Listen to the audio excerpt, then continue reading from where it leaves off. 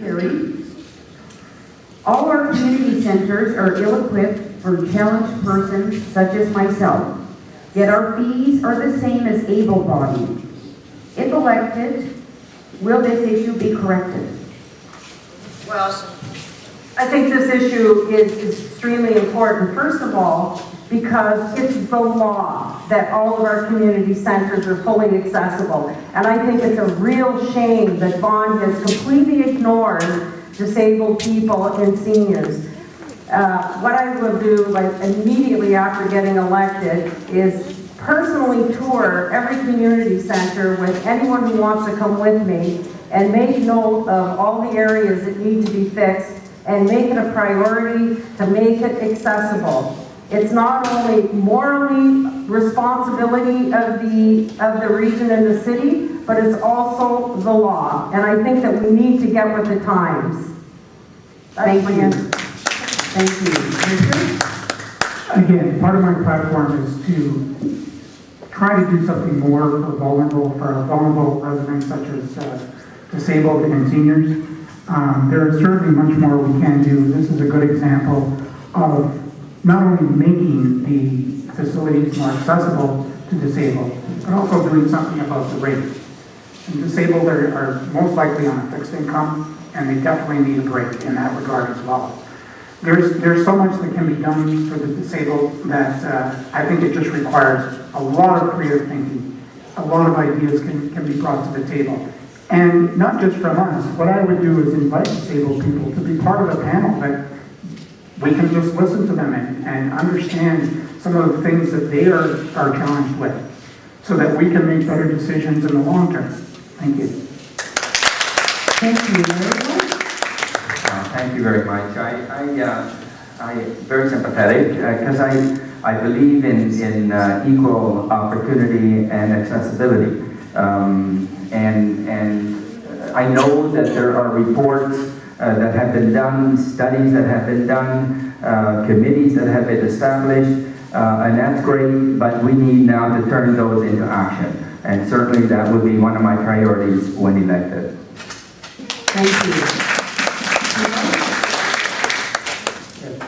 This is a joint responsibility between the city and the region, and indeed the private sector as well. As was mentioned, it is the law. I believe we are compliant to the law, and particularly in providing mobility plus. However, that's a general law, very general in nature.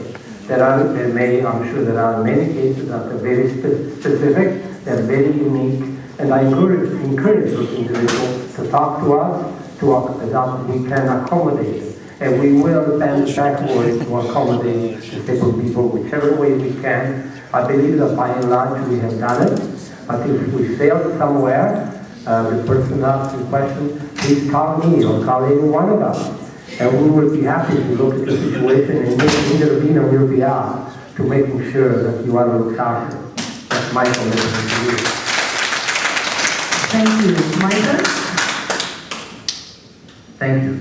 Well, I think from a regional perspective, we do provide a lot of service. Mobility bus has been mentioned as one example.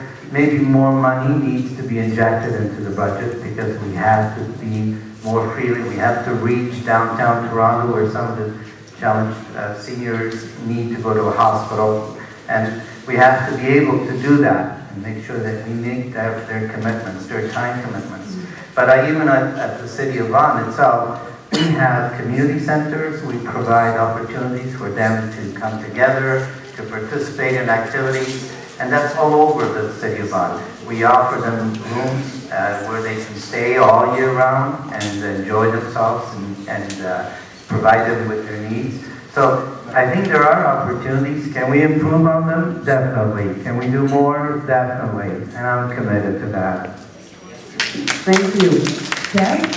This is a huge problem in our city.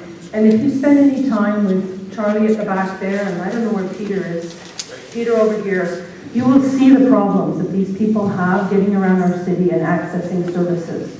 So it is a massive issue. There's a lot of money that needs to be spent to bring a city that was focused when it was being developed on the car and turning it into a fully accessible community. You go down our sidewalks, and all of a sudden they can't go over the road because there's no dip there.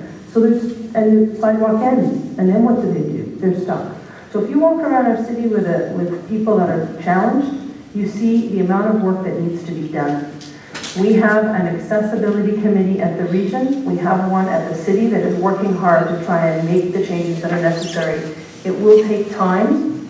We do have time by legislation to do it. Every single opportunity I have where we're changing a road, or even in the public sector where you have a community plaza. Sorry, I gotta stop, but we're working really Thank you, hard. Deb. Thank you.